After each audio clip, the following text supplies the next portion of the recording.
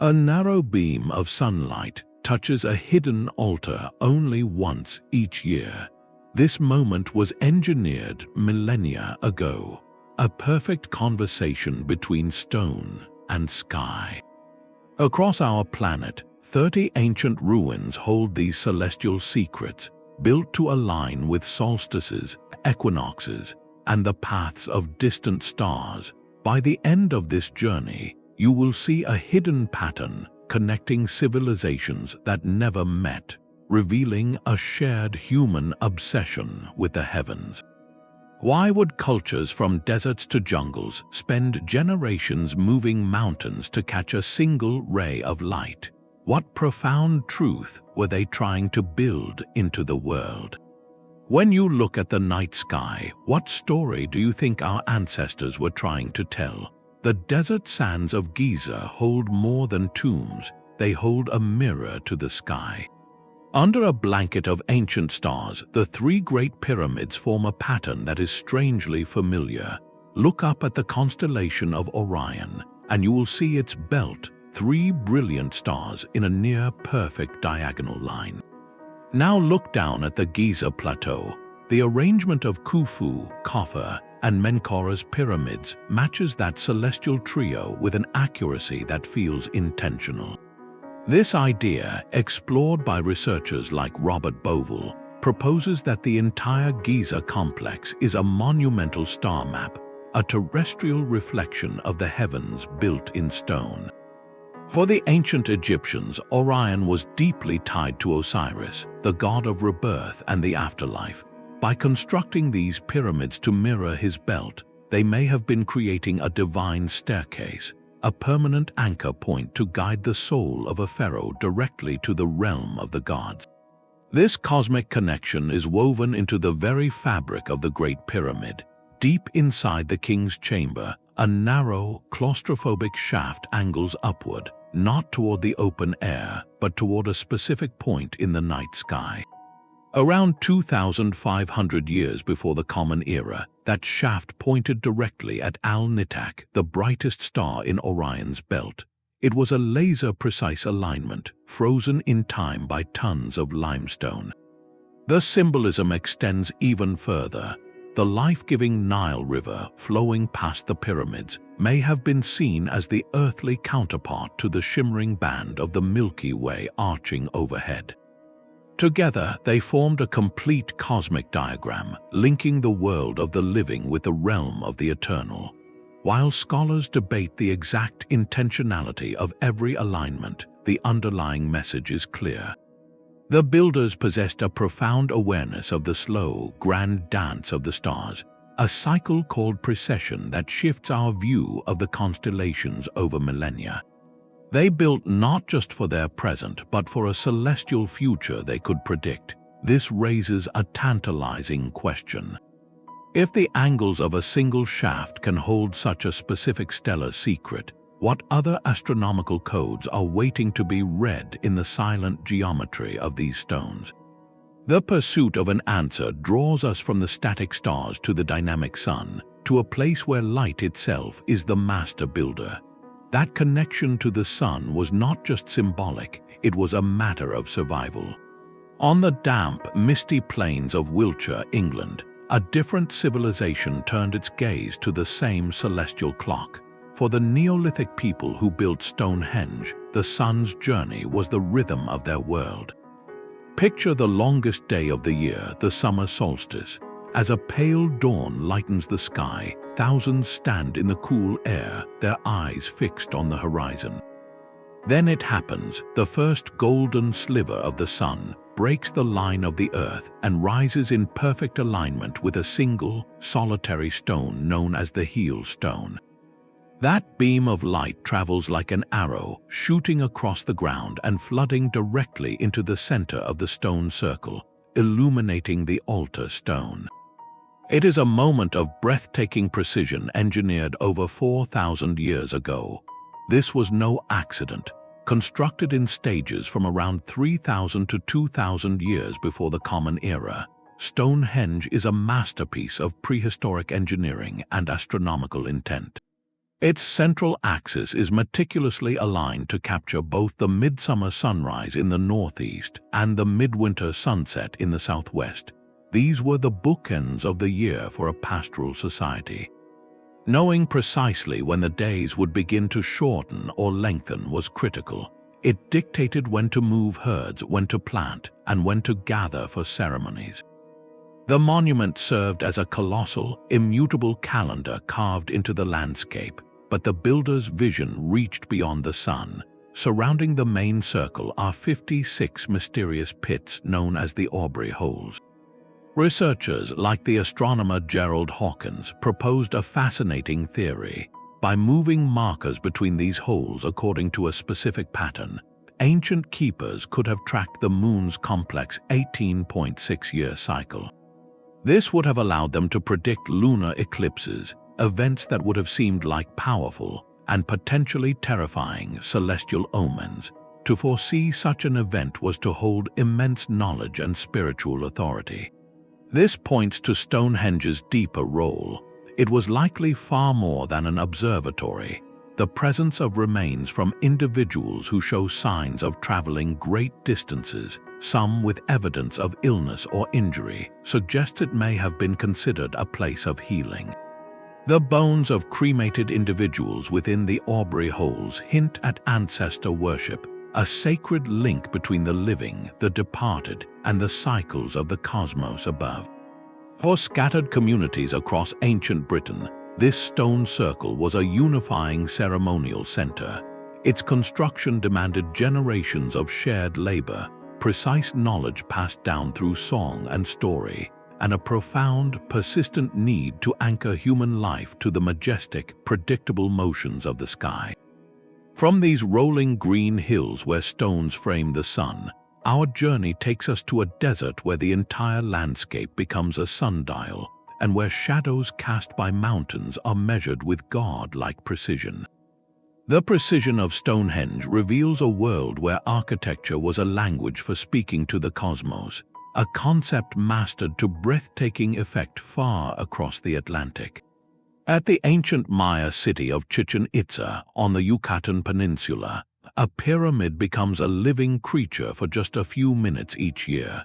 During the spring and autumn equinoxes, as the sun sets, a remarkable transformation occurs on the northern staircase of El Castillo, the temple of Kukulkan.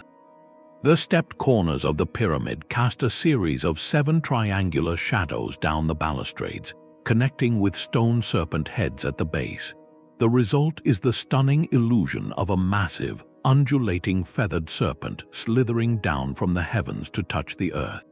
This is Kukulkan, the plumed serpent deity who brought knowledge and culture to the Maya. For the assembled crowds, it was not an illusion but a manifestation, a divine descent timed with celestial perfection. This spectacle was the crowning achievement of a civilization that wove astronomy directly into the fabric of their city. El Castillo itself is a monumental solar calendar. Its 4 stairways each have 91 steps, which, combined with the shared platform at the top, totals 365, 1 step for each day of the solar year. But the Maya gaze stretched far beyond the sun. They were obsessed with the planet Venus, which they associated with their war god, Kukulkan in another form. The movements of Venus dictated the timing of warfare and important ceremonies. To track its complex 584-day cycle with incredible accuracy, they built the Caracol, a unique cylindrical observatory whose narrow windows align precisely with Venus's most extreme northern and southern setting points on the horizon. This was not abstract science, it was vital statecraft. The ability to predict celestial events granted rulers immense power, framing their authority as divinely sanctioned by the predictable cosmos. Priests and astronomers used these alignments, recorded in intricate bark paper books called codices, to maintain the sacred calendar that organized agriculture, trade, and ritual life. The Equinox serpent was the public, dramatic proof of a system built on generations of meticulous observation, a system where a pyramid was both a temple and a clock, and where the movements of planets directly shaped the fate of kingdoms. This mastery of aligning structures with specific celestial bodies finds a profound echo in a place where the architects did not build up, but instead carved their observatory directly from the living rock of a mountain. High in the Andes, where the air grows thin and clouds cling to mountain peaks, the Inca built a city in conversation with the sky. At the heart of Machu Picchu, perched on a sacred ridge, rests the Teotihuacan stone. This is not merely a carved granite pillar, it is a celestial anchor. On the day of an equinox, when day and night stand in perfect balance, something remarkable happens. As the sun reaches its highest point at noon, the intricately shaped stone casts no shadow at all. To the Inca, this was the moment they symbolically hitched the sun to the earth, preventing it from continuing its journey farther south and ensuring its life-giving return. It was an act of profound faith in stone, a ritual of cosmic stewardship performed by architecture itself. This precision was woven into the entire city's design.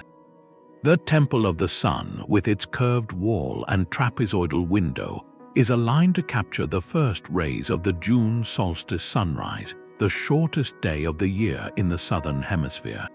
This marked the festival of Inti Raymi, a celebration of the sun god Inti, from whom the Inca royalty claimed direct descent. Their identity as children of the sun was not just myth, it was the foundation of their empire's order and agricultural cycle. This celestial calendar extended to the stars. Certain structures align with the annual rising of the Pleiades star cluster, known as the Seven Sisters. When this cluster appeared clear and bright in the pre-dawn sky, it signaled the beginning of the planting season, a direct astronomical signal for the community's most vital work. To achieve these alignments on such a precipitous, earthquake-prone ridge was a staggering feat of engineering and devotion. They shaped the mountain without the wheel, without iron tools, guided by a vision that placed their city within the grand mechanics of the universe. Their monuments were prayers in stone, ensuring the sun's faithfulness and the earth's fertility. From this mountain dialogue with the sun, our path leads to an isolated island where silent giants hold a different celestial gaze, their stone eyes fixed on the heavens above a vast, empty ocean. Their backs to the sun, the seven Moai of Ahuakivi stare out across an endless ocean. On the remote island of Rapa Nui, these towering stone figures break a sacred pattern. Every other statue platform faces inland, guarding the communities and the land, but these seven, positioned on an inland ceremonial platform, stand with their gaze fixed on the horizon where the sea meets the sky. This was no accident of placement. On the spring and autumn equinox, the setting sun descends in perfect alignment between two distant hills, framed directly within the line of sight of these silent watchers. It is as if the statues are witnessing the sun's precise moment of balance, a celestial event marked in stone. For the Polynesian settlers who voyaged across the vast, trackless Pacific, the sun and stars were not just guides, they were the only map. Their incredible navigational feats relied on deep astronomical knowledge, reading wave patterns, bird flights, and the unwavering positions of key stars. The orientation of Ahuakivi likely served as a monumental equinox marker, a way to anchor their calendar and rituals in this new, isolated home. This alignment may connect to the later Birdman cult, where an annual competition to retrieve the first sooty-tern egg from a distant isle. It was a quest for spiritual power and leadership timed by natural cycles.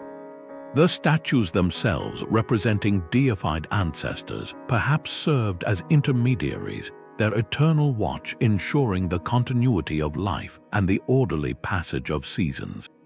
The sheer effort involved whispers of a society's profound dedication. Each multi-ton statue was carved from volcanic tuff at the Rono-Raraku quarry, then transported miles across rugged terrain using only ropes, log rollers, and human strength before being raised atop a precisely built stone platform. The question hangs in the Pacific wind. What specific knowledge of the stars guided their original voyage to this speck of land, and how did that cosmic understanding become set in stone, facing a sunset only they were built to see? This pursuit of a perfect, fleeting alignment of light finds an even more dramatic expression in a desert kingdom, where a temple doorway holds back the dawn for all but one glorious minute.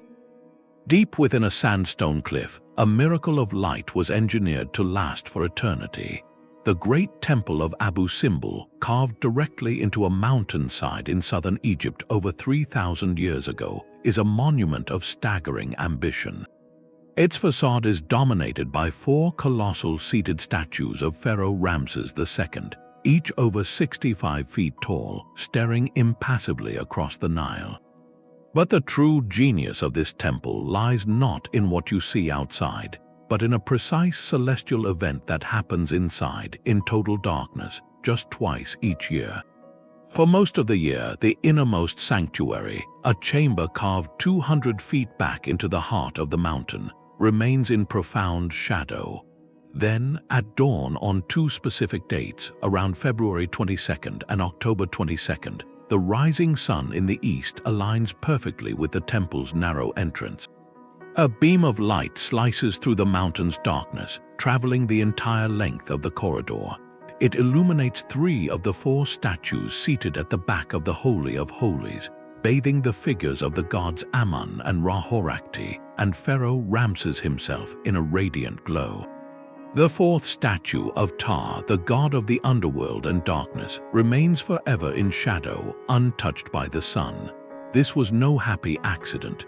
It was a deliberate, breathtaking demonstration of solar geometry and divine propaganda.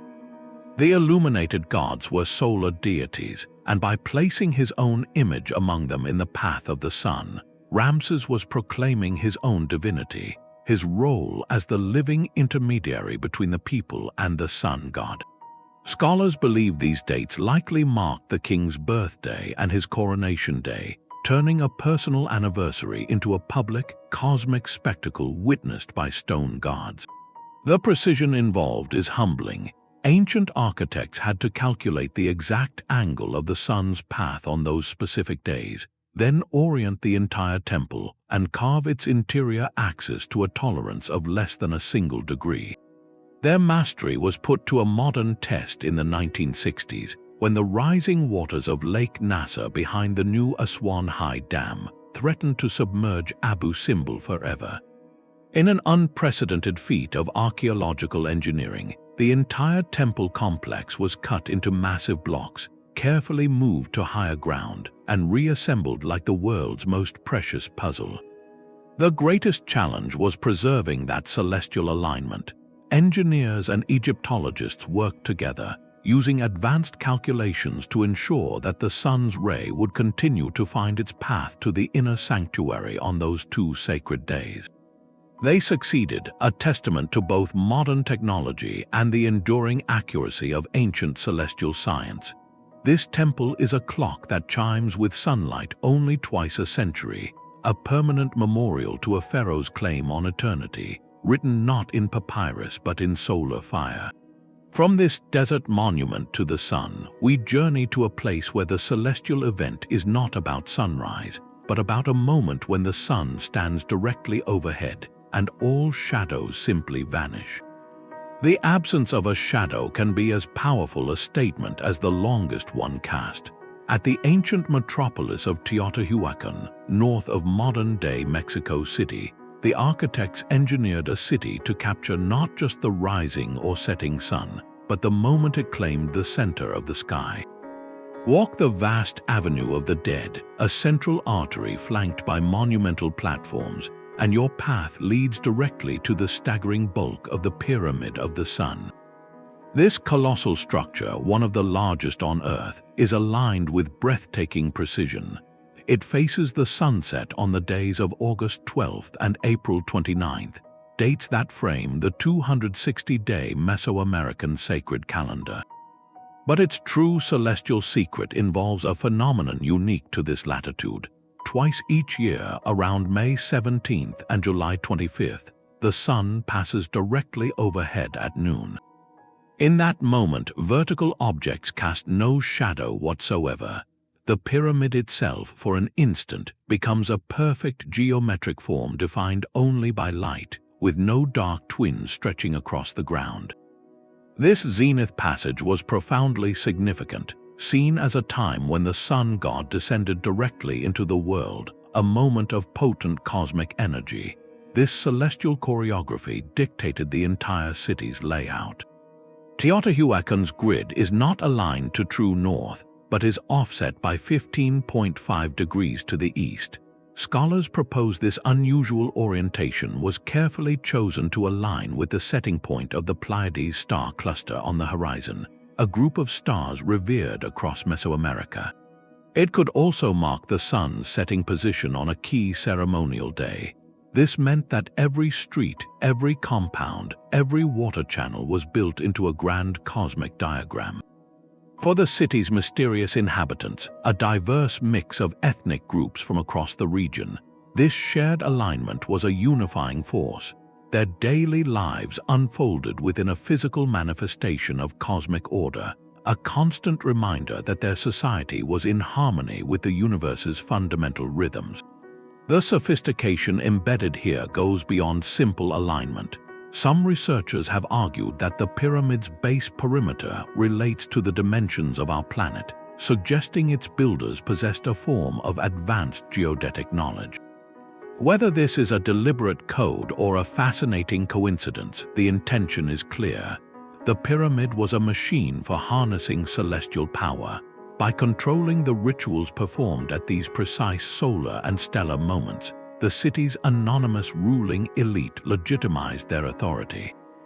They positioned themselves as the essential intermediaries between the people and the forces that govern time, agriculture, and fate. The entire urban plan was a testament to their command of the heavens, written in stone and shadowless light. This ambition to not just mark time, but to architecturally contain its entire cycle, finds its ultimate expression in a temple that is quite literally a year carved in rock. Dawn over the moat of Angkor reveals a universe in stone. On the morning of the spring equinox, a visitor standing at the precise center of the western entrance causeway witnesses a sight engineered 9 centuries ago. The sun ascends in a blaze of orange and gold, cresting in perfect alignment with the temple's central, lotus-shaped tower. For a fleeting moment, the heart of the world's largest religious monument is crowned with solar fire. This alignment was the celestial keystone of a staggering vision. Built in the 12th century as a Hindu temple dedicated to Vishnu, Angkor Wat is a literal model of the cosmos. Its vast moat represents the primordial cosmic ocean, while its concentric galleries and 5 iconic towers symbolize the sacred mountain, Mount Meru, the axis around which all creation revolves.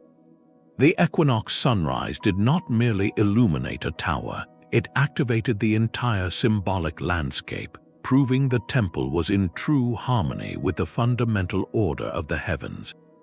This cosmic intent is carved into the very walls.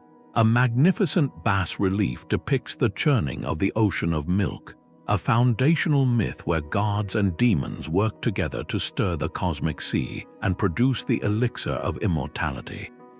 Some researchers, like the author Graham Hancock, have proposed this intricate scene may be more than a story. It could be an allegorical map of the slow wobble of Earth's axis, the 26,000-year cycle of precession. Whether this specific interpretation holds, the message is undeniable. The builders were encoding profound astronomical knowledge into their sacred art. The ambition may extend far beyond the temple walls. Some scholars suggest the sprawling Angkor complex, with its hundreds of monuments and reservoirs, was laid out as a terrestrial map of the constellation Draco, the dragon coiled around the celestial pole. If true, this would mean the entire Khmer capital was designed as a mirror to a specific part of the night sky, a permanent statement that the god-king's realm was a direct extension of divine order. The equinox alignment served the ultimate purpose of validating the king's divine mandate. By demonstrating his temple's synchronization with the sun's moment of perfect balance, he proved his role as the indispensable link between the earthly and celestial realms. It turned a political claim into a visible, annual miracle witnessed by priests and pilgrims. This orchestration of light to affirm a ruler's cosmic connection finds a poignant, intimate echo thousands of miles away, in a dark Scottish tomb where sunlight is offered not to the living, but to those long passed into memory. Deep in the earth, a tomb waits for the sun's final promise. On the remote Orkney Islands north of Scotland stands Maeshowe, a 5,000-year-old chambered cairn. From the outside, it is an unassuming grassy mound, a silent hillock in a windswept landscape. But for a few precious days around the winter solstice, as the year reaches its darkest point, a miracle of ancient engineering occurs. The setting sun in the southwest sinks low on the horizon, and its last long rays align perfectly with the tomb's long, narrow entrance passage. A beam of orange light travels over 60 feet down this stone corridor, piercing the heart of the mound to illuminate the rear wall of the central burial chamber. In that moment, a place built for eternal darkness is flooded with a fleeting, brilliant warmth. This was no accident of construction. The Neolithic builders moved massive sandstone slabs, each weighing many tons, to create this precise solar alignment. They had to understand the sun's slow migration along the horizon, calculate the exact angle of its lowest winter arc, and then orient the entire tomb with incredible accuracy. The effort speaks of a profound intention. In the depths of the northern winter, when cold and darkness threatened survival itself, this alignment was a cosmic reassurance. It symbolized the inevitable return of the light, a promise of rebirth witnessed within the very house of the ancestors.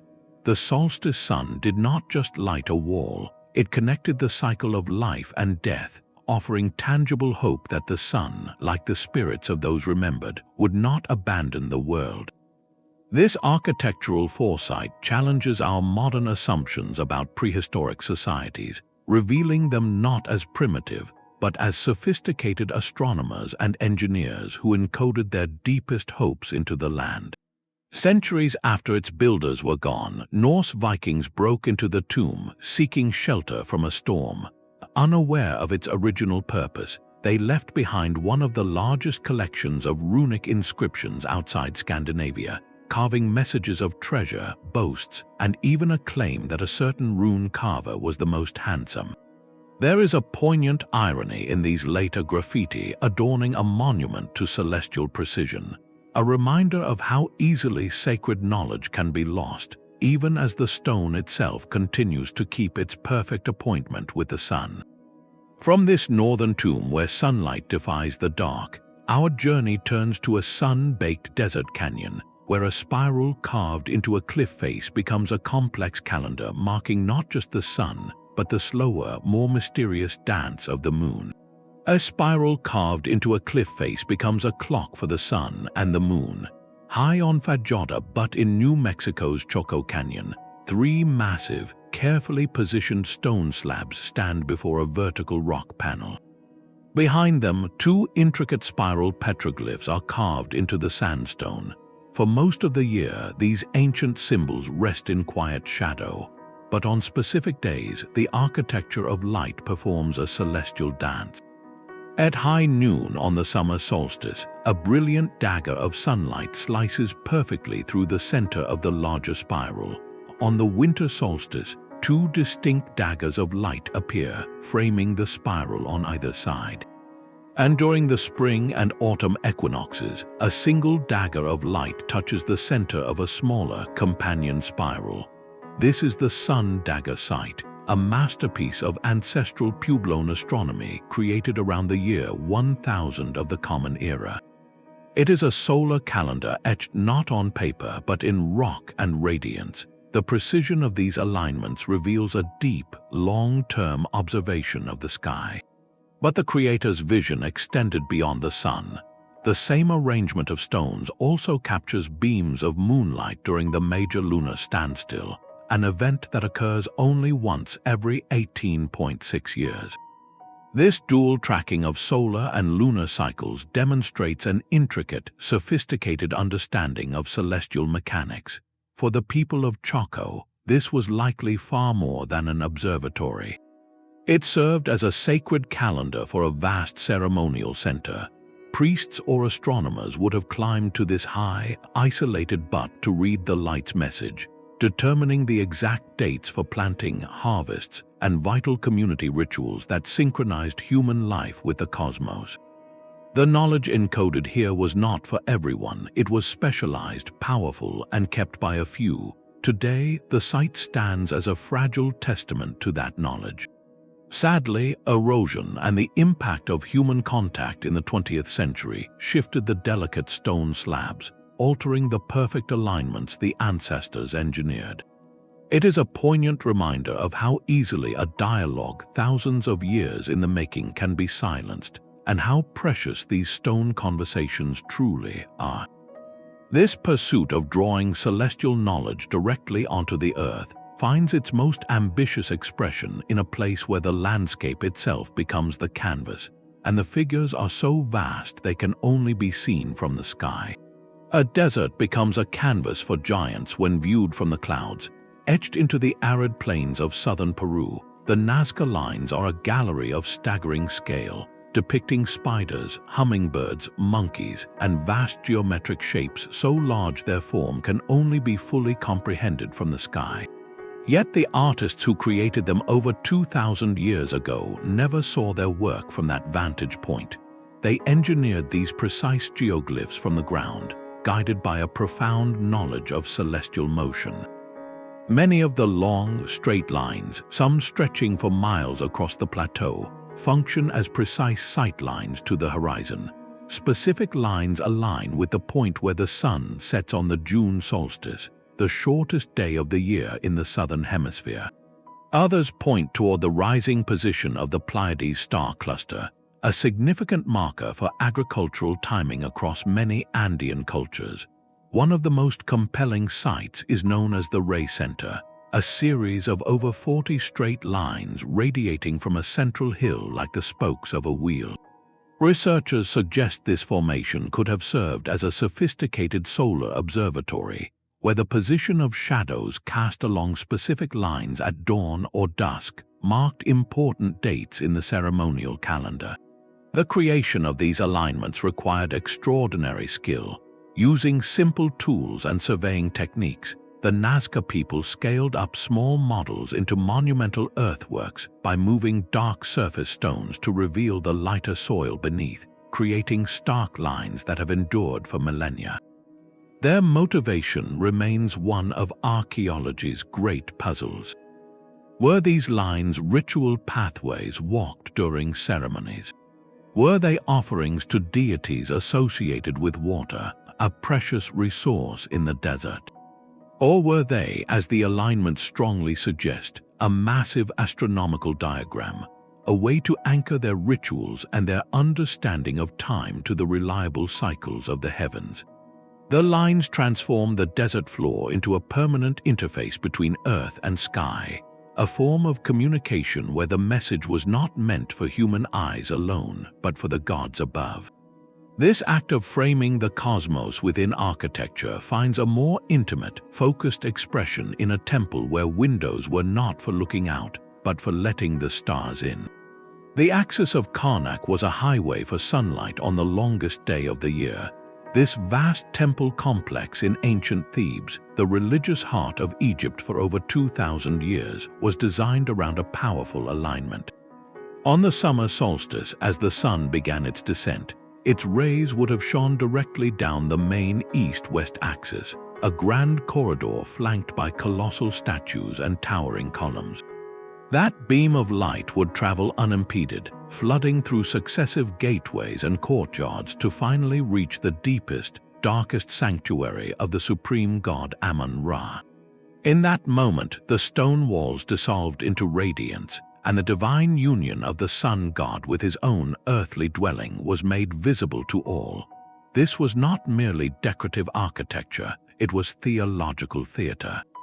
Established during the New Kingdom, this precise solar alignment physically demonstrated the pharaoh's sacred duty. As the self-proclaimed son of Ra, the king's entire legitimacy rested on maintaining this cosmic relationship. By ensuring the sun's light found its way into the Holy of Holies on the most potent day of the solar year, he proved his effectiveness as the intermediary who kept the universe in balance. The entire complex was a machine for harnessing celestial power.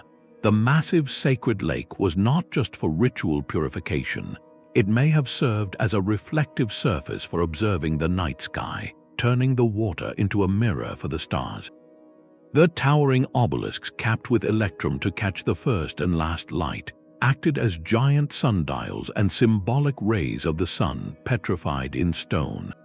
What makes Karnak especially fascinating is that its alignment is not perfectly cardinal. It shifts slightly over the centuries of endless construction. Each pharaoh added his own halls, pylons, and chapels, sometimes adjusting the axis to reflect new theological ideas or to correct for accumulated minor errors. This slow drift in orientation reveals a living, evolving conversation with the heavens, not a single rigid command. The temple stands as the accumulated work of generations, all united by one enduring quest to build a permanent, monumental order that mirrored the dependable cycles of the cosmos. From this sprawling testament to the sun god, we journey to a much older, more intimate sacred space, built not for a king, but for the generative force of life itself. The soft limestone of Malta holds a calendar older than the pyramids. On the island's southern coast, the Mnajdra temple complex rises from the earth, a series of curved chambers and massive stone slabs erected by Neolithic farmers over 5,600 years ago. Among these oldest free-standing structures on Earth, a lower temple reveals a breathtaking intention. Its entire entrance corridor is a carefully engineered light tunnel. On the morning of the spring and autumn equinox, the first golden rays of the sun crest the distant horizon and strike the temple's facade. That beam of light travels perfectly down the narrow passageway, through the main doorway, and into the heart of the sacred space, where it illuminates a central stone slab. It is a moment of perfect solar alignment, captured in architecture millennia before the Common Era. This was no solitary event. The temple's curved recesses, known as apses, are precisely oriented to frame the solstice sunrises and sunsets, marking the extreme turning points of the year. For a community whose survival depended entirely on the cycles of planting and harvest, this temple was a vital, immutable calendar. It told them precisely when to sow seeds and when to gather crops, turning celestial motion into a practical guide for life. The construction itself speaks of a society deeply invested in cosmic harmony.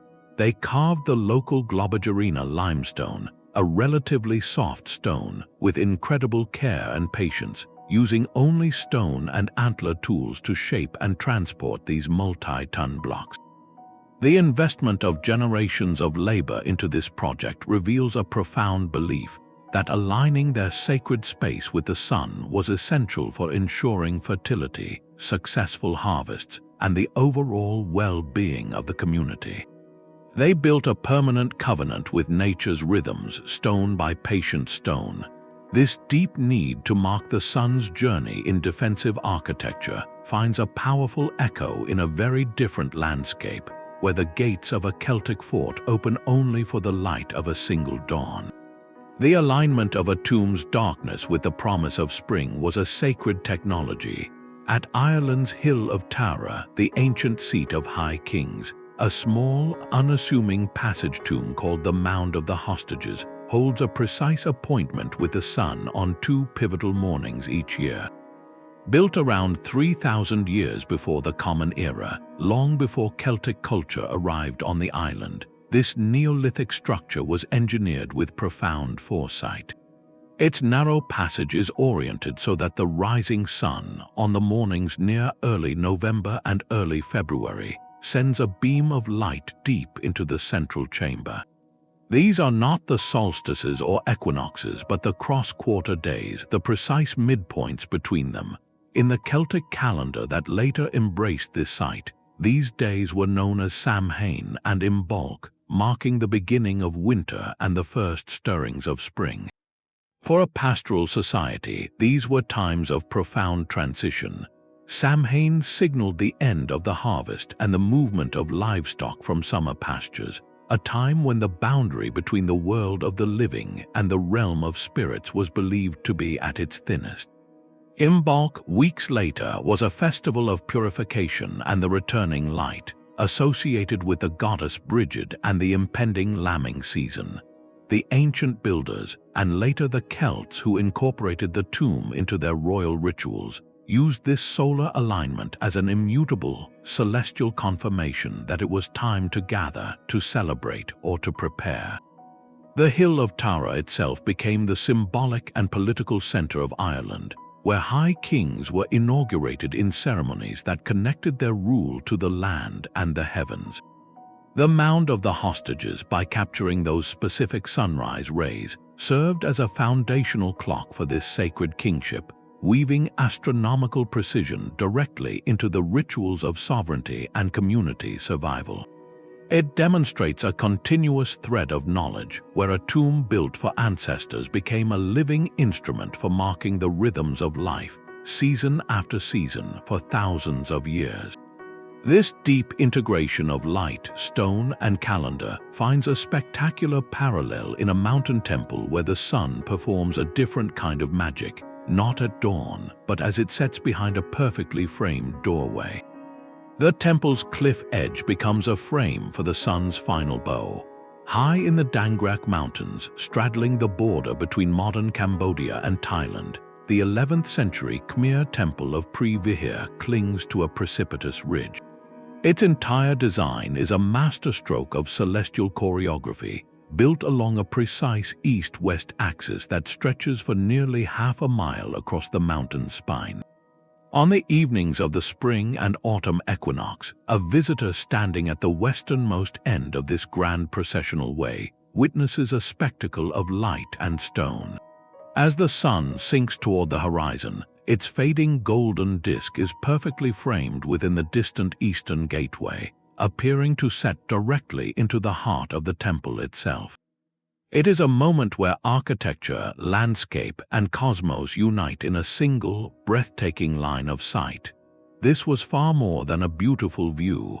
The temple was dedicated to Shiva, a principal Hindu deity associated with cosmic cycles of destruction and regeneration. By engineering the sun to symbolically enter the sanctuary at the moment of celestial balance, the builders dramatized the god's immanent presence, a divine infusion of solar energy into the sacred space. This alignment served a profound political purpose, directly supporting the concept of the Devaraja, or God-King. The Khmer ruler was not merely a representative of the gods, he was considered a living embodiment of divine authority on earth. The equinox spectacle, visible to priests and elites, was a powerful, recurring validation of that claim. It demonstrated that the king's domain was in perfect harmony with the fundamental order of the universe, his temple a permanent receiver for celestial power. The technical achievement is staggering. To achieve this precise alignment on such rugged, uneven terrain required extraordinary surveying skill and a deep understanding of solar geometry. Builders had to account for the mountain's dramatic drop, calculating sightlines over a complex, multi-level series of pavilions, stairways, and grand courtyards that ascend toward the central sanctuary. The result is a monument that feels both of the mountain and of the sky, a defiant statement of human ingenuity dedicated to capturing a fleeting moment of cosmic alignment. This ambition to build in harmony with celestial cycles, however, reaches back far earlier than empires, to a time before writing, to a site so ancient it redefines our understanding of prehistoric astronomy. Before the plough, there was the pillar. In southeastern Turkey, the stone circles of Göbekli Tepe rise from a barren hilltop, a silent testament to a forgotten dawn of human ambition. Carved and erected by hunter-gatherers around 9,600 years before the Common Era, this is the oldest known megalithic complex on Earth, predating Stonehenge by some 6,000 years and the Great Pyramids by 7,000. Its massive T-shaped pillars, some weighing over 15 tons, stand in mysterious rings, each stone intricately carved with foxes, scorpions, birds, and snarling predators. For decades, the accepted story was clear. Humans first mastered agriculture, which created surplus, which then allowed for the leisure and organization to build monumental temples. Göbekli Tepe turns that story completely on its head. Here, the temple came first. This was built by people who still hunted wild animals and gathered wild grains, yet who possessed a driving, collective need to create something permanent and profoundly sacred. The question is, what inspired such a colossal, coordinated effort? The answer may be written in the stars. While the site's astronomical purpose is still a vibrant field of study, some researchers propose compelling celestial clues. Enclosures, particularly one known as Structure D, appear to be oriented toward the southern horizon. Analysis suggests that around the time of its construction, these alignments may have framed the rising point of Sirius, the brightest star in our night sky, or other significant stellar bodies of that ancient epoch. The animal carvings that cover the pillars might be more than just symbols of power or totems. They could represent constellations, mapping a mythic story of the heavens directly onto these stones. A vulture on one pillar, a scorpion on another, perhaps telling a celestial narrative now lost to time. If these alignments are confirmed, the implications are staggering. It would mean that a sophisticated understanding of the night sky and a desire to encode it in architecture emerged not in the stable cities of farmers, but in the mobile bands of hunter-gatherers. This suggests that the primal urge to comprehend the cosmos, to anchor myth to the predictable motions of stars, may have been the very spark that brought people together.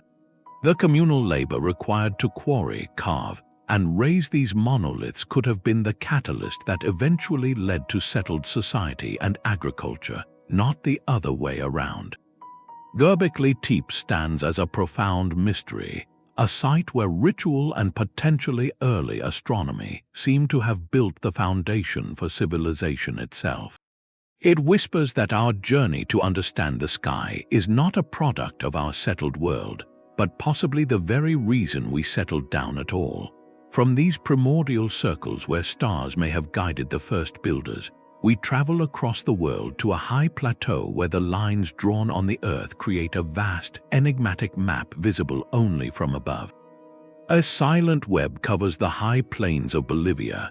On the stark Altiplano near the Sajoma volcano, the highest in the country, thousands of perfectly straight lines are etched into the dark desert pavement.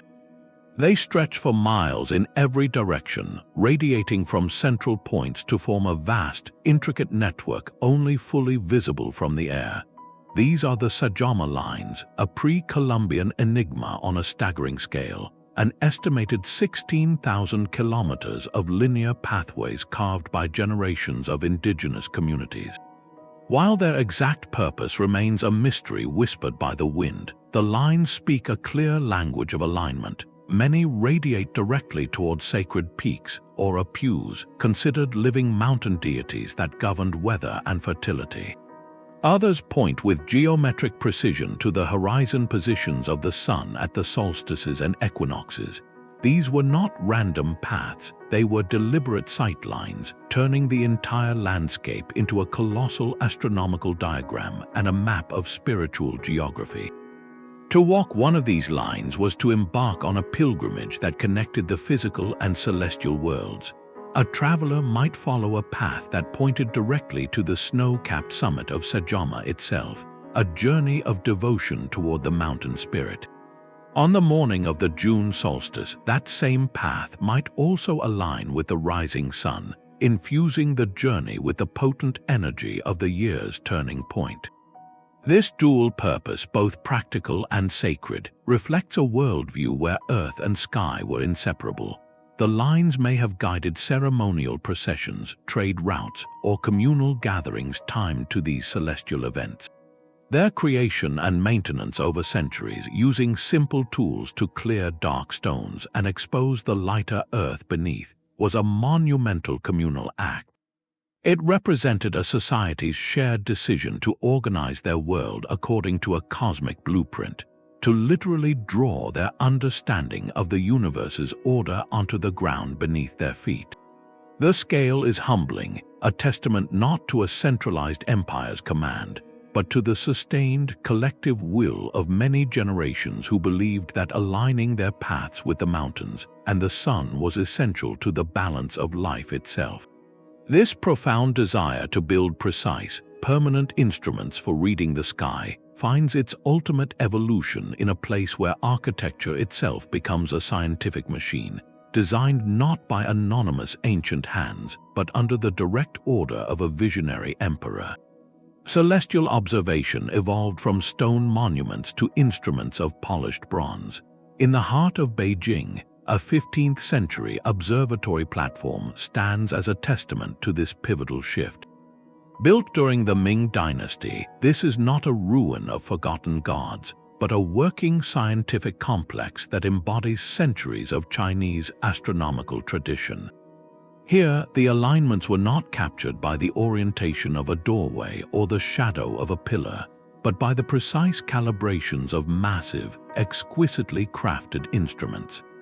An equatorial armilla, a complex nest of bronze rings, tracked the coordinates of stars. A celestial globe mapped the heavens. A simplified armilla focused on the sun and moon, their positions measured against finely engraved scales. These tools were used with meticulous care to determine the exact moments of the equinoxes and solstices, the foundational data for the empire's lunisolar calendar. This calendar was the rhythm of civilization itself, dictating the dates for planting and harvest, for tax collection, and for all major state ceremonies. The observatory's location was itself significant, built upon a site used for astronomical purposes since the Yuan dynasty, reflecting an unbroken imperial mandate to read the sky. For the emperor, the son of heaven, understanding celestial motions was a dual responsibility. It was a practical necessity for governing an agricultural society, and a sacred duty to interpret the mandate of heaven. Unusual astronomical events like comets or eclipses were seen as omens, messages about the health of his rule. By investing in such advanced instrumentation, the Ming court was asserting its ability to decode these messages with supreme accuracy, transforming celestial observation from a primarily ritual act into a sophisticated state science. This observatory represents a profound evolution, where alignment moved from the static architecture of a temple to the adjustable mechanics of a precision machine. Yet the goal remained timeless: to harmonize human order with the perceived order of the cosmos. This journey from intuitive stone circles to calibrated bronze instruments shows a civilization refining its conversation with the sky, a dialogue that began with awe and gradually embraced the tools of measurement. That same awe, however, never fully departed, as we see in a lonely Scottish field where the moon's slow dance was marked not by metal, but by enduring stone. The moon's most extreme journey was mapped in stone on a Scottish island. On the Isle of Lewis, the Callanish stones rise from the peat like a petrified forest, a central monolith surrounded by rows that form the shape of a cross against the vast Hebridean sky. Erected around 5,000 years ago, this arrangement holds a secret not of the sun, but of the moon's longest and slowest dance. While many stone circles track the solar cycle, Callanish is a masterwork of lunar observation. Its central avenue points precisely to the southern horizon. Every 18.6 years, the moon reaches a point astronomers call the major lunar standstill. At this high latitude, the effect is dramatic. Instead of arcing high across the sky, the full moon appears to rise, skim incredibly low along the horizon for a few nights, and then set, only to rise again shortly after in a mesmerizing, rolling motion. At the peak of this cycle, from the center of the Kallanish circle, the moon would have appeared to rise directly at the end of that stone-lined avenue, rolling along the hills like a great, slow-moving celestial eye. For a Neolithic community, this rare and protracted event would have been a spectacle of immense power. An entire generation might live through only 2 or 3 of these major standstills. Its predictability over a time span longer than a human childhood represented a profound kind of knowledge. Being able to anticipate this event would have granted spiritual leaders immense authority, allowing them to prepare for ceremonies that connected the community to this deep, rhythmic pulse of the cosmos. The cross shape of the stones themselves may have held symbolic meaning, perhaps seen as a doorway or a marker for this low-riding moon, a permanent invitation for its power to enter the human world. The effort to haul and erect these massive stones in this precise configuration speaks to a need that went beyond simple timekeeping for planting crops. It was about engaging with a more mysterious, less frequent celestial cycle, one that governed longer epochs of myth and memory. In the stark beauty of this landscape, the stones stand as a silent testament to patience, to watching the sky not for years but for generations to learn its most subtle language. This pursuit of capturing the sun at its most direct, vertical point finds a stunning expression in a place where light does not travel down a corridor, but falls in a perfect, piercing column from directly overhead. A vertical shaft becomes a solar calendar in the heart of the Earth. At the Mesoamerican city of Xochicalco in Mexico, a remarkable feat of engineering lies beneath the surface. Here, a narrow, perfectly straight tube was carved through solid rock, descending over 25 feet from a circular opening on a hilltop down into a man-made, dome-shaped chamber below. This was not a well, but a precise astronomical instrument. On 2 specific days each year, around May 15th and July 29th, the sun reaches its absolute zenith directly overhead. In that moment, a brilliant, concentrated beam of sunlight plunges straight down the shaft, illuminating the entire subterranean room with a pillar of pure radiance. For the observers waiting in that chamber, it was the moment the sun touched the underworld. This zenith passage, a phenomenon only observable in tropical latitudes, held immense practical importance. It marked the point in the year when the sun was at its most powerful, a signal for the imminent arrival of the rainy season. For an agricultural society, this was the definitive celestial cue to prepare for planting. The precision of this alignment reveals a move from broad symbolic gestures to exact calendrical science. The architects had to calculate the exact solar angle for their specific latitude, and then carve the shaft with incredible accuracy to capture that single vertical ray. But the tube's purpose extended beyond the day. At night, the same opening served as a fixed sightline for observing stars as they passed directly overhead, turning the chamber into a versatile observatory for tracking both solar and stellar cycles. Xochicalco itself was a cosmopolitan hub, a fortified city that thrived after the decline of Teotihuacan. Its art and architecture show clear influences from the Maya, the Zapotec, and the cultures of the Gulf Coast, suggesting it was a crossroads where astronomical knowledge from across Mesoamerica was shared, refined, and put into practical, monumental form. This zenith tube stands as a testament to that exchange, a tool where light itself was measured to dictate the rhythm of survival. From this underground observatory where the sun's power was channeled into a beam, we look to a culture that oriented its entire spiritual world not toward the sun, but toward the shimmering river of stars that arches across the night sky.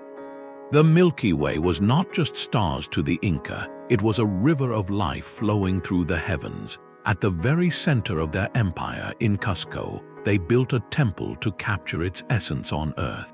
The Coricancha, or Temple of the Sun, was the most sacred site in the Inca world, a place where gold-lined walls were said to reflect the sun's own light. Within its hallowed courtyards, a precise celestial choreography unfolded.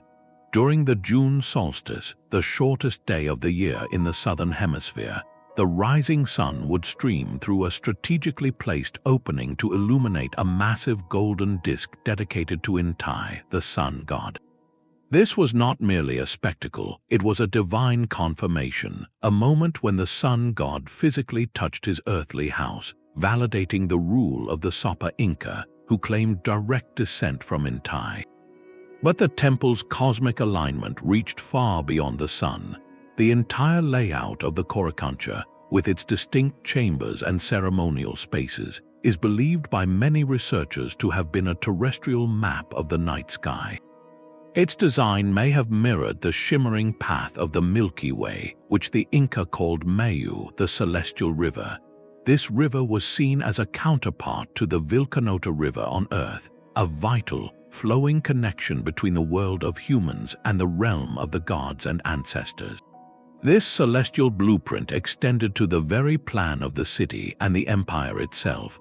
Cusco was shaped like a puma, a sacred animal, and from the Coricancha at its heart, 4 great roads radiated outward, dividing the empire into its 4 quarters or sayas. These roads were not arbitrarily placed. They aligned with the sunrise and sunset points on the solstices, turning the entire capital into a colossal sundial and a cosmic diagram. Traveling these roads was a journey through a landscape intentionally oriented to the heavens. The Spanish conquest sought to erase this cosmology. In the 1500s, they built the Church of Santo Domingo directly atop the Coricancha's foundations, a powerful symbol of spiritual conquest. Yet the stonework below tells a different story. The exquisite, earthquake-resistant masonry of the Inca walls remains, and the original orientation of the temple, its alignment to the solstice sun and perhaps to the Milky Way, is still embedded in the land. The church, ironically, now sits upon an enduring testament to a world view where urban planning was astronomy and where an empire's power flowed from its perfect harmony with the stars. From this high-altitude capital where streets followed the sun, our journey descends into the deep desert, to a palace carved from rose-red stone that holds its own silent dialogue with the equinox sun. A painted dome in the desert preserves a snapshot of the ancient night. Within the remote Casa Amra, an 8th century Umayyad hunting lodge and bathhouse in the Jordanian desert, lies a masterpiece of celestial art. The bathhouse's domed ceiling is covered in a vibrant fresco, a detailed map of the night sky as it would have appeared over that very spot centuries ago. Here, the constellations of the zodiac are not merely decorative, they are plotted with surprising astronomical accuracy. This is a different kind of alignment, not of stone to sunlight, but of art to the precise positions of the stars.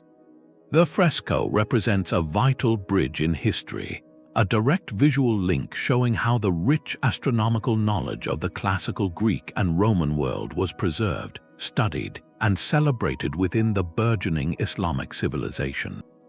For the Umayyad princes who used this retreat, the painted dome served multiple purposes. On a practical level, the recognizable star patterns could have aided in timekeeping during the cool desert nights, especially for determining the hours for prayer.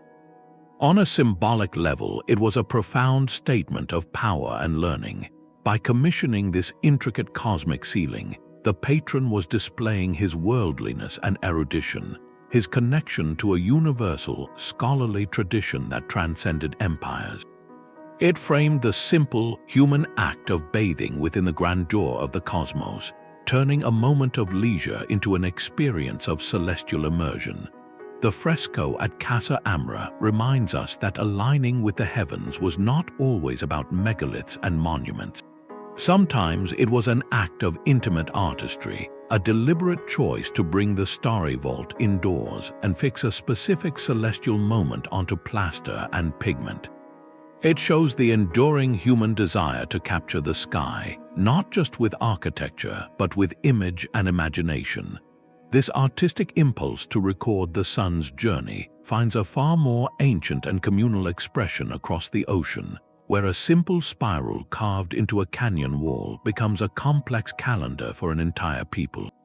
Wooden posts align the sunrise for a city of 20,000. At Cahokia, the great Mississippian metropolis that flourished near the Mississippi River around 1,000 years ago, time was not kept by stone circles but by timber. Archaeologists have uncovered the remains of several large rings of massive cedar posts, structures now called woodhenges. These were not mere fences, they were precise solar calendars. From a central observation post, a priest or astronomer would watch the horizon. On the morning of the equinox, the sun would rise directly over a specific marker post. On the summer and winter solstices, it would align with different posts on the northern and southern extremes of the circle.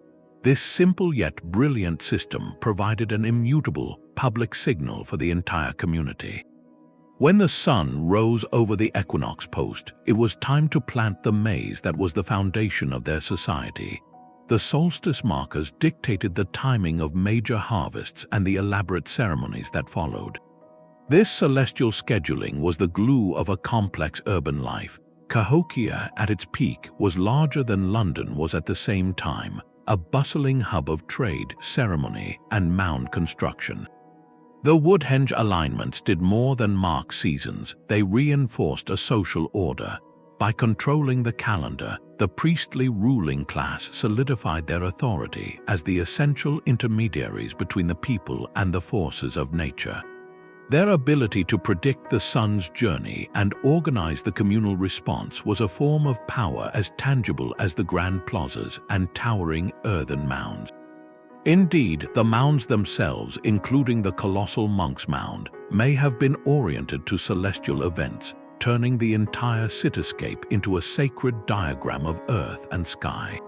The woodhenges show that the drive to build in concert with the cosmos was a global phenomenon, emerging independently in the heart of North America. Where timber rotted, the knowledge persisted, a testament to a sophisticated culture that organized a vast city by the reliable clock of the sun. That same sun was worshipped as a literal god across the sea, in a temple where geometry was an offering to divine light itself. The oracle at Delphi spoke for the god of light, yet her chamber faced the darkness. High on the slopes of Mount Parnassus, the temple of Apollo was the spiritual heart of the ancient Greek world, a place where kings and commoners alike journeyed to seek prophecy from the Pythia, the priestess who channeled the god's will.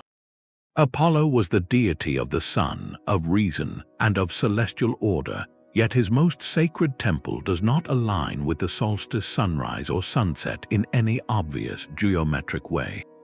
This apparent contradiction reveals a deeper truth about how ancient cultures wove the heavens into their sacred landscapes, not always through precise angles, but through powerful symbolism and ritual timing. While the temple's main axis lacks a clear solar alignment, some researchers propose a more subtle celestial choreography. The winding sacred way, the path pilgrims climb to reach the temple, may have been oriented to frame certain celestial bodies during key festivals.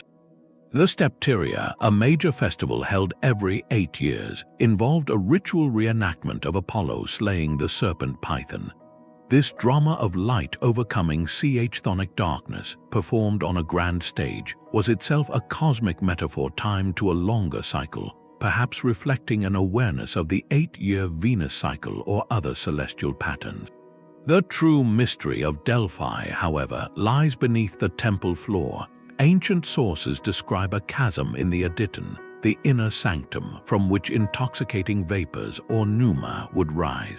The Pythia would sit over this fissure, breathing in the gases to enter a trance state and deliver her famous, often riddling prophecies. Modern geology confirms the site sits on intersecting fault lines, capable of releasing light hydrocarbon gases like ethylene. This was a place where the Earth itself seemed to speak, a geological marvel interpreted as a direct conduit between the underworld, the human world, and the heavens above. The sanctuary's placement, therefore, was a supreme act of geomancy, choosing a location where terrestrial power and celestial symbolism converged. The connection to Apollo, the sun god, was maintained not in stone alignment, but in myth and ritual. He was the bringer of light and clarity, opposing the chaotic darkness the python represented. The oracle's prophecies, delivered from a place of earthly exhalation, were seen as a form of illuminated truth, a divine light emerging from the depths. Delphi teaches us that celestial harmony was not solely an engineering problem to be solved with perfect angles. It could be a narrative, a seasonal performance, a divine identity projected onto a potent natural sight. The alignment was in the story itself, in the timing of the festivals, and in the profound belief that this was a center of the world where earth and sky communicated directly. This blend of geological spectacle and cosmic narrative finds a quieter, more scholarly expression in a building that was not a temple, but a library designed to hold the knowledge of the heavens. The sun's light was a metaphor made of marble. In the ancient city of Ephesus, the magnificent facade of the Celsus Library stands as a monument not just to books, but to a very specific idea of enlightenment. Built in the 2nd century of the Common Era as both a library and a mausoleum for the Roman senator Tiberius Julius Celsus Pulminus, its grand entrance holds a subtle celestial secret. The entire structure is oriented so that on the mornings of the spring and autumn equinox, the rising sun would have shone directly through its central doorway, flooding the interior with a symbolic dawn. This was not a calendar for farmers or a marker for planting seasons.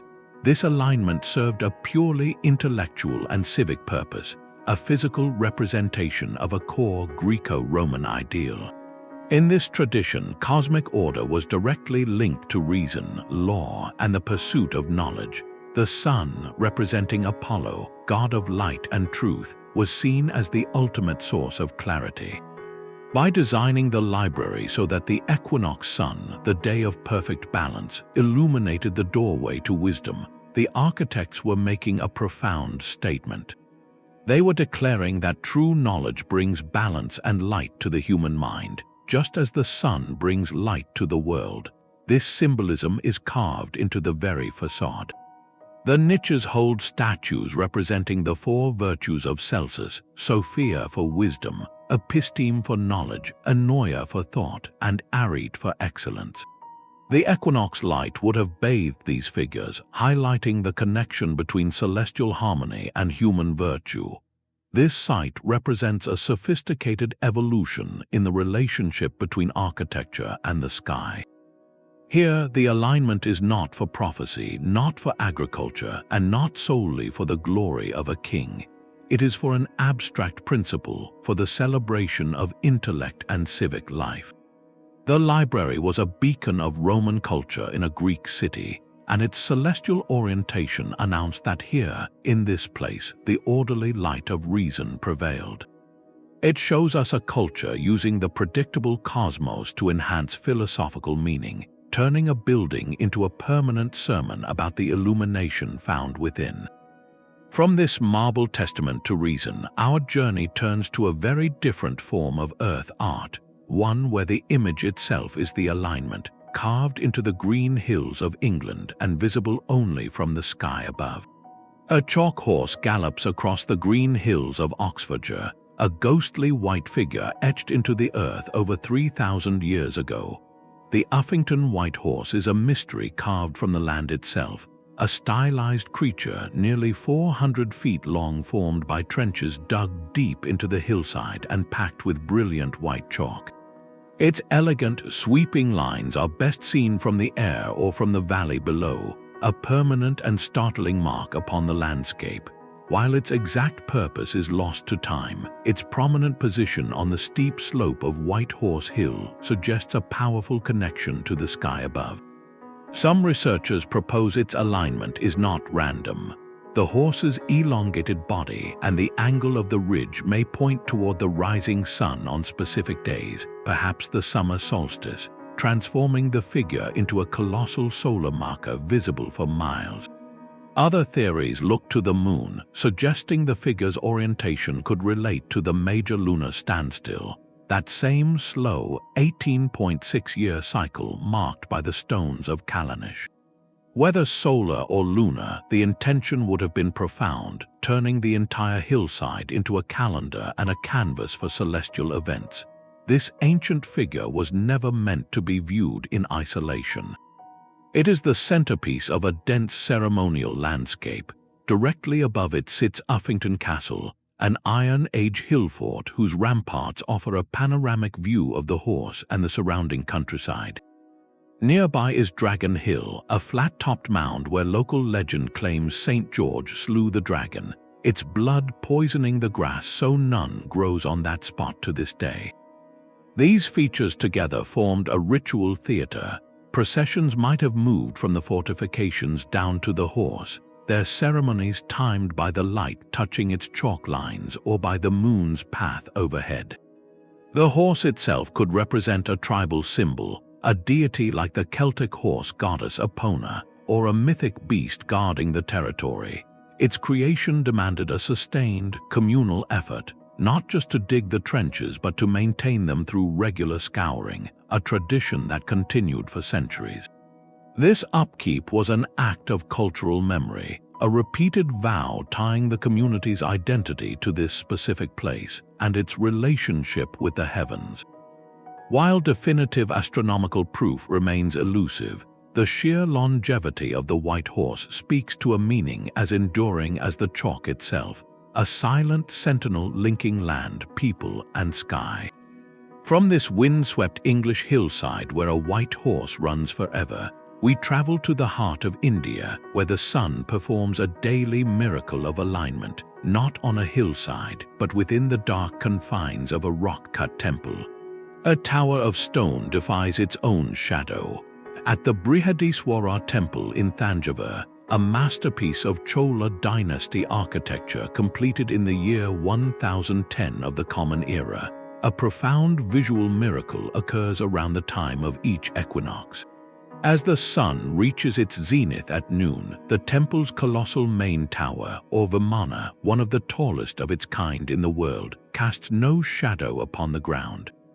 This is not a trick of the light or an optical illusion, but a staggering feat of engineering and celestial mathematics.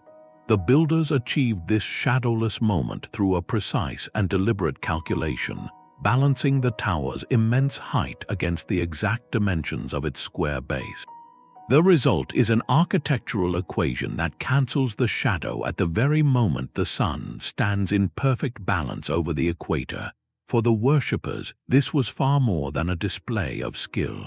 It was a powerful theological statement carved in granite. In the philosophy surrounding the temple's deity, Lord Shiva, the divine is understood to transcend all earthly dualities, all pairs of opposites like light and dark, good and evil, birth and decay. The temporary erasure of the tower's shadow at the equinox became a visible, annual metaphor for this transcendence. It demonstrated that the divine presence housed within was beyond such mundane cycles, a glimpse of absolute unity made manifest through stone and sunlight. This celestial intent is woven into the entire temple complex. Its axis is meticulously aligned to the cardinal directions, and its layout follows the ancient principles of Vastu Shastra, a traditional system of architecture that harmonizes buildings with cosmic energies and astronomical considerations. The positioning of subsidiary shrines, gateways, and the massive enclosing wall may have incorporated alignments to specific stars or planetary positions, turning the site into a comprehensive model of cosmic order. As the capital of the powerful Chola Empire, this temple was also a profound political symbol. By constructing a monument that literally interacted with the equinox sun, the king, Rajaraja Chola I, was aligning his sovereign power with the fundamental laws of the cosmos. He was demonstrating that his rule was not arbitrary, but was itself a reflection of divine, celestial harmony. The temple served as the spiritual and administrative pivot of his realm, a cosmic center where architecture proved the king's mandate was written in the very movements of the heavens. This sophisticated dialogue between faith, politics, and astronomy finds a distinct echo across the sea, in a place of worship oriented not by the sun, but by a heartfelt longing for a distant spiritual home. The direction of prayer itself was once a problem of celestial navigation. Across the Islamic world, every mosque is oriented toward the Kaaba in Mecca, a sacred direction known as the Qibla. For medieval architects building far from the holy city, determining this exact bearing was a profound scientific and spiritual challenge. They could not rely on simple maps, instead turning their eyes upward to the reliable paths of the sun and stars. In the 12th century, in the Moroccan city of Taza, this celestial calculation was set in stone. The Great Mosque of Taza, constructed under the rule of the Almohad Caliphate, features a stunningly decorated mihrab, the prayer niche that marks the Qibla wall. Its precise orientation was not guessed. It was derived through advanced spherical astronomy, using the sun's altitude or the positions of key stars to triangulate the direction to Mecca from hundreds of miles away. This transformed the niche from mere architecture into a calibrated instrument of faith, aligning the entire community's worship along an axis verified by the heavens. The Almohads were known for their patronage of science and mathematics, and the mosque stands as a testament to that fusion of knowledge and devotion. Here, celestial alignment served the ultimate purpose of unity, creating a sacred vector that connected every individual in prayer not only to a distant shrine, but to a cosmic order understood through careful observation. The mihrab, often dazzling with intricate geometric and floral patterns, becomes a focal point twice over, drawing the eye physically and spiritually along a line calculated from the stars. This practice illustrates a profound idea that to face God, one must first understand the sky. It is a ritual alignment that binds millions across geography through a shared celestial reckoning, making the mosque itself a permanent compass oriented by both faith and astronomy. From this precise calculation for communal prayer, we find a very different kind of alignment in the north, where ancient ships of stone were set sailing toward the solstice sun. A stone ship lies beached upon a Swedish shoreline, its hull built from massive boulders. Known as Ale stones, this Iron Age monument rises from the earth near the village of Kaesberga, a silent vessel facing the sea. Its 29 great stones are arranged in the unmistakable shape of a ship, nearly 70 meters long from prow to stern, a form deeply sacred to the Norse world. This was not a ship for sailing the Baltic, but for a far more profound journey. Its alignment is its compass, set with deliberate care by the people of the Nordic Iron Age, around the 6th century of the Common Era. The stones at the ship's bow and stern do not point randomly, they frame the horizon with celestial intent. At the summer solstice, the rising sun crests directly over the prow stone, flooding the length of the ship with the year's first light. 6 months later, at the winter solstice, the setting sun sinks into the sea precisely behind the stern, as if completing a voyage into the long night. This was a solar ship, engineered to carry the sun itself through its annual cycle, or perhaps to carry something more precious within its stone embrace. Archaeological investigation suggests this ship setting was a burial monument, a final resting place for individuals of high status. In Norse cosmology, the ship was the ultimate vessel of transition. It carried warriors to distant shores in life, and in death it was believed to carry the soul to the afterlife, whether to the glorious halls of Valhalla or the misty realm of Hell. By aligning this funerary ship with the solstice sun, the community forged a powerful threefold connection. They linked their honored dead to the sun's eternal, reliable journey, a promise that just as the sun returned from the winter darkness, so might the spirit find renewal. They linked themselves, the living, to that same cycle, using the monument as a communal calendar that marked the year's turning points. and they linked their entire worldview to a tangible symbol where a vessel for the afterlife was moored permanently to the mechanics of the cosmos. This was not an isolated act, but part of a deep tradition. Stone ships and burial mounds aligned to solstice events are found across Scandinavia, revealing an astronomical knowledge embedded in Germanic and later Viking Age culture long before the age of longships. The precision of Ale stones shows these communities were not merely observers of the sky, but active participants who shaped their landscape to reflect its order. They built a bridge between the temporal world of humanity and the perceived eternity of the celestial cycles, using stones too heavy to move as a way to say that some journeys never truly end, they only change direction with the sun. From this shoreline where a stone ship catches the solstice light, our journey reaches its final destination, to a temple where a single ray performs a miracle witnessed for just one day each year. A hole in the dome opens the temple to the sky itself. In the heart of Rome, the Pantheon stands not as a ruin, but as a perfectly preserved machine of light. Its most famous feature is the oculus, a great circular opening nearly 30 feet across at the very summit of the vast concrete dome. This is not a window, but a deliberate absence, an eye to the heavens. While it does not capture a single, fleeting moment like a solstice sunrise, it creates a dynamic, year-long performance. The beam of sunlight admitted through this opening is never still. It sweeps across the magnificent interior like a slow, celestial spotlight, its path changing with the seasons. On any given day, the position of that brilliant pool of light on the floor or against the marble walls tells the time and the date. This moving connection was engineered with profound intention. The Pantheon, rebuilt by Emperor Hadrian in the 2nd century of the Common Era, was a temple dedicated to all the gods, a microcosm of the Roman universe. Its very design reflected a belief that imperial power was a direct reflection of cosmic order. The most dramatic proof of this came each year on April 21st. At noon on this date, celebrated as the traditional founding day of Rome, the sunbeam entering the oculus transformed. It shifted from its usual path and shone with full, direct intensity upon the massive bronze doors of the entrance, flooding the grand portal with radiant light.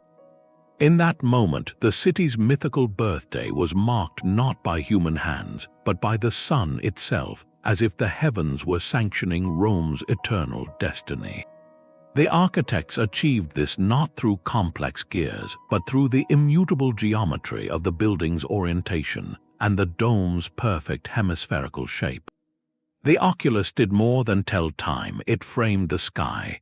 Rain would fall through it into the drainage system below, snow would drift down in soft flurries, and at night, stars and the moon would be visible from within the sacred space. This made the heavens an active, ever-changing part of the temple's decor, a constant reminder that the divine was not confined to statues, but resided in the orderly motions of the cosmos above. The Pantheon represents a culminating idea in our journey, a structure that does not just align with a celestial event, but contains the entire annual path of the sun within its walls. It is architecture as a living almanac, a permanent testament to a civilization's desire to build its most sacred space in an ongoing, visible dialogue with the sky. From the static solstice markers of Stonehenge to this moving beam in Rome, we have witnessed 30 variations on a single, profound human theme. The Pantheon's moving beam of light is a final, eloquent statement in a global conversation written in stone. From the deserts of Egypt to the highlands of Peru, from the moors of England to the jungles of Cambodia, 30 different cultures asked the same profound questions of the sky. They used different languages, worshipped different gods, and built with different tools, yet they arrived at remarkably similar architectural answers. This is not a story of coincidence, but of a shared human condition. When we step back and see these sites as a collective whole, powerful universal themes come into sharp focus. revealing the deepest drivers behind humanity's oldest obsession. The most immediate and practical purpose was survival itself. For societies living directly from the land, knowing precisely when to plant and when to harvest was the difference between prosperity and hardship. The solstice markers at Stonehenge, the equinox alignment at Mnajdra, the zenith tube at Chaco, these were not abstract experiments. They were vital communal calendars engineered to translate the slow turn of the seasons into an unambiguous signal. By building these alignments into permanent monuments, they made this critical knowledge immutable, a truth held not in fragile memory, but in the unwavering relationship between a standing stone and the sunrise. This celestial timekeeping provided a foundation of stability, allowing communities to plan, to store food, and to thrive in rhythm with the natural world. Beyond survival, these alignments served a powerful social and political function. In nearly every case, from the pharaohs of Egypt to the god-kings of Angkor, controlling celestial knowledge meant legitimizing authority. The ruler who could predict the sun's return or the moon's eclipse held a form of power that seemed divinely granted. The spectacle of sunlight flooding the inner sanctum of Abu Simbel or framing the serpent at Chichen Itza was a public demonstration of this cosmic connection. It visually proved that the leader was the essential intermediary between the people and the forces governing the universe. These monuments were tools of statecraft, transforming astronomical observation into a theater of legitimacy that reinforced social order and centralized power. At its heart, however, this global phenomenon points to a deeper, more philosophical yearning, the human need to find meaning by mirroring the heavens on Earth. Whether it was mapping the constellation of Orion in the Giza pyramids, shaping the city of Cusco to reflect the Milky Way, or building the Pantheon as a model of the Roman cosmos, these cultures were engaged in a profound act of world-building. They sought to create order from chaos, to ground their myths in the predictable motions of the sky, and to assure themselves that their lives, their cities, and their rituals were part of a grand celestial design. The alignment was a form of prayer, a way to physically anchor their beliefs to the most reliable truth they knew, the eternal cycles above. This widespread, independent development of precise astronomical architecture challenges a narrow, Eurocentric view of scientific history. It demonstrates that the drive to observe, measure, and codify the cosmos is a fundamental human trait, not the exclusive province of any one culture or era. The builders of Göbekli Tepe, working with stone tools over 11,000 years ago, possessed a sophistication we are only beginning to comprehend. Their achievements and those of the Maya, the Inca, the ancestral Pueblones, and countless others stand as a testament to the boundless ingenuity of the ancient human mind. They solved complex problems of geometry, engineering, and long-term observation without the instruments we take for granted, leaving behind a legacy written in light and shadow. So what does this shared celestial heritage tell us about our own place in the universe today? In an age of electric light and digital clocks, we have largely severed our daily lives from the direct observation of the sky. Yet the questions that inspired these monuments remain. We still seek to understand our origins, to find patterns in the cosmos, and to feel connected to something greater than ourselves. The silent stones of Kalanish and the precise corridor of Maeshowe remind us that we are part of a very long conversation, one that began when the first humans looked up in wonder and decided to build a reply. Their enduring alignments invite us to look up again, not just to see stars, but to recognize a timeless human impulse to find our bearings and our meaning under the same infinite sky. Our journey across continents and millennia is a single, continuous story written in stone and sunlight. The profound truth revealed by these 30 ancient sites is not one of coincidence, but of a shared human consciousness. Our ancestors were not primitive, They were master observers, engineers, and philosophers who built a permanent dialogue with the cosmos into their greatest achievements. These alignments were far more than simple calendar markers for planting crops. They were profound statements of philosophy, attempts to mirror the perceived order of the heavens on Earth. They were sophisticated instruments of power, legitimizing rulers and unifying communities under a celestial mandate. And above all, they were expressions of pure wonder, monumental testaments to the awe inspired by the predictable yet majestic dance of the sun, moon, and stars. This global phenomenon reminds us that the deepest human questions, where do we come from, what is our purpose, how do we fit into the grand scheme of things, are timeless. The quest to understand our place in the universe is not a modern invention. It is an ancient, enduring endeavor that shaped civilizations. As we navigate our own complex world, with its unique challenges and rapid pace, perhaps we can draw quiet inspiration from this ancient wisdom. We can rediscover the value of recognizing patterns in nature, of respecting the larger cycles that govern life, and of the ambitious, collaborative drive to create something lasting that speaks to knowledge and meaning. The next time you find yourself under a clear night sky, look up with new eyes. See it not as a void, but as the same celestial dome that inspired builders from the deserts of Peru to the plains of England. Which of these silent conversations between stone and sky resonated most with you? Was it the serpent slithering down El Castillo, the sunbeam piercing the heart of Abu Simbel, or the stone ship of Ale stones catching the solstice light? Share your thoughts in the comments below, and if you enjoyed this journey into history's greatest mysteries, be sure to subscribe. There are always more stories waiting to be uncovered, more patterns hidden in the past, just waiting for us to look up and see them.